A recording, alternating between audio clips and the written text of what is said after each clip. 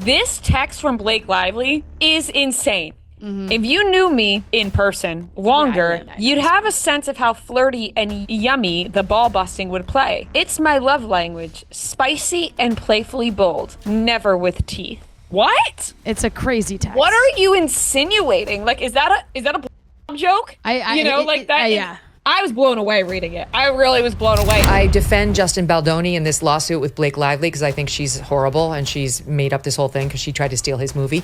But he is the most overly feminized man I've had to endure in recent history. Everything he says is self-flagellating over the fact that he's a man. But he's, to me, is sort of the embodiment of what happens when you totally emasculate a man.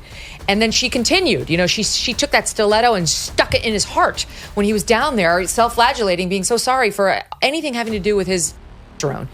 And so that's what happens to you, right? The lawyer's name is Brian Friedman. He stopped by the Megyn Kelly show. And here's some of the things that he had to say. First, he says there used to never be a sexual claim. There never was a sexual claim until she went to that civil rights office. Blake Lively, the queen of perfectly curated Instagram posts and red carpet grace, is now making headlines for all the wrong reasons. And not because of a new film or a jaw-dropping fashion moment. Oh no, this time, it's all about some shady receipts that just hit the public eye. Apparently, her lawyer wasn't careful enough, and now the internet has a front row seat to whatever she's been trying to keep under wraps. There was actually no allegation of sexual harassment until the lawsuit was filed. But it just seems to me that the Team Lively side has been caught really quite flat-footed on this whole thing, and yet they're the plaintiffs. They're the ones who had all the time in the world to prepare this before they filed. So I know you've talked about this, but what is your view of that? Yeah, that's the thing that was the strangest to me was she claims to have, had all of this ready even when the initial New York Times article was published, right?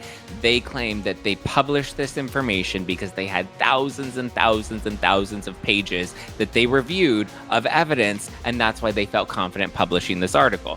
I didn't believe that there was, even 50 pages of information that they reviewed, but that's my own it's my own personal opinion. But it's where's the 1,000 documents that they reviewed then? And let's just say the fallout isn't looking pretty, because when Hollywood's sweetheart suddenly finds herself at the center of a legal mess, people start paying attention. So what exactly got exposed, and why is Blake supposedly collapsing over it? Let's get into the details. Then you run into somebody who seems like a witch who will take advantage of you and hurt you until finally even that kind of a guy rises up. Now, he didn't do it himself exactly. He hired a badass named Brian Friedman. And he has badass women like me defending him. Mm-hmm. But slowly but surely, I think the male class is learning down on the floor, squirming and apologizing for being a man is not the way. So what exactly went down? Because let's be real, Blake Lively isn't the type to just randomly land in a scandal. She's built her entire brand on being the effortlessly charming, fashion-forward, drama-free actress. But now there are whispers, receipts, and a legal mess that even her perfectly polished PR team can't sweep under the rug. Blake Lively has filed to get out of this lawsuit. And this gets tricky because it applies to a new law in California that was actually enacted in January of 2024. Now, on its face, it can look like that she could get out of it, but there are some details in which I don't see how that's a possibility. And it also doesn't mean Justin Baldoni can't sue her again, but Blake Lively filed to dismiss Justin Baldoni's $400 million lawsuit. The move comes 2 days after her husband, Ryan Reynolds, asked the court to do the same. In the motion to dismiss, Lively's legal team cited a California law that protects individuals from retaliatory lawsuits if they report allegations of sexual harassment or misconduct. If successful, Baldoni could be on the hook to cover Reynolds and Lively's legal fees. This lawsuit is a profound abuse of the legal process. This is what's in this filing. So this lawsuit is a profound abuse of the legal process that has no place in federal court. California law now expressly prohibits suing victims who make the decision to speak out against harassment or retaliation, whether in a lawsuit or in the press. Attorneys Mike Gottlieb and Ezra Hudson told Yahoo Entertainment in a statement. It all started when someone, probably an exasperated intern or a very sloppy legal assistant, let some confidential documents slip into the wrong hands. And by wrong hands, we mean the kind of hands that live for Hollywood chaos. Within hours, those juicy little details were everywhere, sparking a frenzy of speculation. Blake's name was suddenly trending, but not for a new movie or a cute family moment with Ryan Reynolds. Nope, this time it was all about whatever shady business just got exposed. This meritless and retaliatory lawsuit runs head first into 3 legal obstacles, including the litigation, fair report, and harassment privileges, the latter of which contains a mandatory fee-shifting provision that will require the likes of billionaire Steve Sarowitz, Wayfair Studios, and others that brought frivolous defamation claims against Ms. Lively to pay damages. Gottlieb and Hudson continued. In other words, in an epic self-own, the Wayfair party's attempt to sue Ms. Lively into oblivion has only created more liability for them, and deservedly so, given what they have done. And here's the kicker. Her lawyer's slip-up wasn't just some tiny mistake. It was the kind of blunder that makes legal teams break out in a cold sweat. Because what was in those receipts? Alleged backroom deals, unpaid debts, something a little more interesting? Whatever it was enough to send her team into full-blown damage control mode. Here is a text exchange between Blake Lively and Justin Baldoni during the filming of It Ends With Us. Hey Blake, did you rewrite Lily's lines for today's scene? Oh yeah, nothing big though, just a few changes that I think better portray Lily's thoughts. That's cool, I don't mind, I trust you. Could you just let me know next time in advance? I want as much of a woman's perspective as possible. So do your thing, I just want to be kept in the loop so Ryle is reacting to the right lines when we film. Gotcha. Don't worry, you're still the director. No need to snap at me. So that passive-aggressive exchange was part of a text from May 15th, 2023, and then they sent each other voice memos. More things to come with this to see if the Blake Lively and Justin Baldoni lawsuits go to trial. Of course, Hollywood loves a scandal, and the internet detectives wasted no time piecing things together. Within minutes, theories were flying. Was this about a past project gone wrong? A secret investment that wasn't so clean? Or, dare we say it, something personal? Because let's not pretend Hollywood's A-list doesn't have its fair share of hidden drama. Lively's motion, which was obtained by Yahoo, slammed Baldoni's vengeful and rambling lawsuit. I mean, just reading this, it is like venom. It is so disgusting, especially with all the evidence that we know. And just the idea that someone can just claim harassment falsely, ruin someone's life, or falsely claim assault, ruin that person's life, and that person should just lie down and take it. There's nothing can be done about it.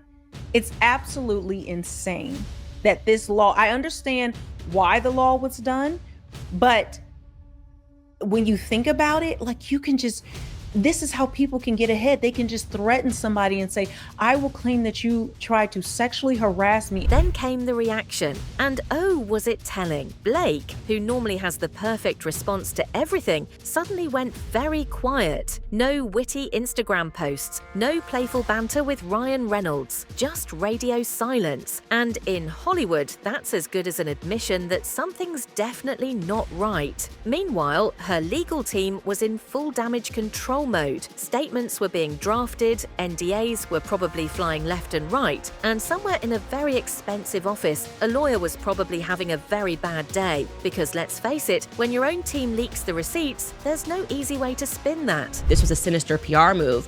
Blake Lively then moved 11 days later to file a lawsuit. So now she has filed a lawsuit. And I don't think she ever wanted to do this. I think she genuinely wanted this to be a PR move, and she wanted to leak it to the New York Times. She thought the public would take her side with no questions asked. And instead the public is saying, no, we have a few questions here.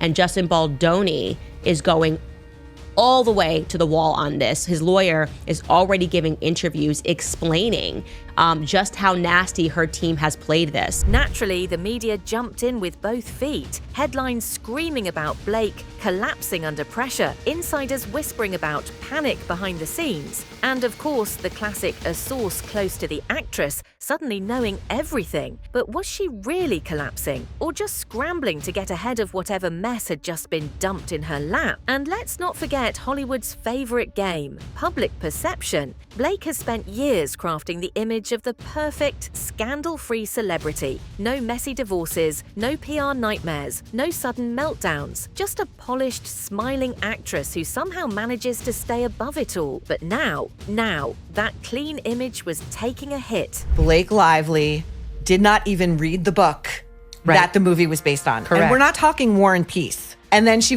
wanted to, ixnayed all of the wardrobe choices, because when you're making a movie about a poor woman who's suffering from domestic violence, you want her to look like she has money. Right. That Blake said. That's what she did. She looks like she has money. Yep. And she's dressing in florals. And then she's going on this press tour, pushing her liquor line and her hair care line, because that's what women who are trying to escape with their lives are worried about. That's what generated her negative press and led to a series of clips of her being insensitive in one way, shape, or form with other interviewers in the past. She has no one to blame but herself for that. The press tour is part of that pay package. Right. You have to show up with a smile on your face and be polite to people who are not lobbing, difficult questions at you. They're softball. Her fans, of course, were divided. Some refused to believe she had anything to hide. They're just being targeted because she's successful, they cried, conveniently ignoring that no one randomly leaks legal documents for fun. Others weren't so convinced. Where there's smoke, there's fire, they murmured as they zoomed in on every blurry screenshot circulating online. Then there were the conspiracy theorists. Oh, and did they have a field day? Maybe this was Hollywood politics at play. Maybe someone was out to get her. Maybe, just maybe, this was all a carefully orchestrated stunt. Because in an industry where any publicity is good publicity, who's to say this wasn't some weird strategy to keep her name in the headlines? It's not her movie. She was hired to act in this movie. Yes. And we know now from so many texts and emails, she wanted to take over this project. Yes. She needed some way to recover. And the way she thought in her mind was this insane lawsuit, okay? And maybe he did make her uncomfortable. I don't know. I wasn't there. But the thing you have to know before you do this is, how are you perceived in your industry? And the one time they worked with Ryan, he was a jerk, and the one time they worked with Blake, she was the worst, and they're all gonna come out. If you have a great reputation, they think they're great people. You see, people that are egos and narcissistic like that, they think there's nothing wrong with them. They're the best. You don't see it, and they aren't aware of their reputation. If you have a great reputation, everyone's gonna come out and support you. What does it say that your best friend, Taylor, has not come out to defend you? No, she's like, girl, she's like, I'm waiting to bring out Rep TV. But here's the thing, if it was a stunt, it wasn't going well, because Blake wasn't just dealing with online gossip, she was dealing with a legal situation. And legal messes don't just disappear because you ignore them, they tend to get worse. Meanwhile, Ryan Reynolds, Blake's ever-supportive, always joking husband, was suspiciously quiet. Normally, he'd be the first to crack a joke about the situation, turning a scandal into a Twitter punchline, but this time, nothing. Not a single tweet, not a single sarcastic remark. And that was enough to make people wonder if things were actually as serious as they seemed. And by worse, I mean worse for Blake Lively's entire case. So when it came time to film It Ends With Us, Jenny Slate rented an apartment in New York City. Makes sense, that's where they're filming the movie. She has a toddler. I guess for whatever reason, she didn't love this apartment, right? The problem is, she ended up dropping a $15,000 deposit. So if she wanted to move to a different one, she would have to lose that $15,000 deposit. Heartbreaking. So Jamie Heath, who's a producer on It Ends With Us, ended up offering for Wayfair to cover that $15,000. That way she didn't lose it. Something in which he referenced her being a mother made her uncomfortable. And that's ultimately what led to her filing this HR complaint with Sony. So this is where Sony got away with back in the December article when Variety published that they'd asked if any HR complaints had ever been filed against Justin Baldoni during the production of It Ends With Us. Well, they were able to say no because this specific HR complaint was not filed against Justin Baldoni. It was filed against Jamie Heath, Baldoni's producer, and it wasn't a claim of harassment. So if this is what made her so uncomfortable on the set of It Ends With Us, I don't know, I'm still waiting for the smoking gun, Blake. Like where, because the more information that comes out, and this could possibly be why Jenny Slate does not want to come out publicly with any of this, because it would probably look really dumb on her part that she filed an HR complaint because he referred to her being a mother and she was uncomfortable with that. I don't know, what do you think? Is she being dramatic? Are we not taking this seriously? So what now? Damage control, of course. Blake's team would probably roll out some carefully worded statement, something vague but apologetic, something that dismissed the scandal without actually addressing it. Maybe she'd do a well-timed public appearance, smiling just enough to convince people she wasn't totally freaking out. But the internet has a long memory, and once the receipts are out, they don't just disappear. Blake Lively might be used to controlling the narrative, but this time, the story is writing itself. And whether she collapses or not, one thing's for sure, Hollywood won't be forgetting this anytime soon.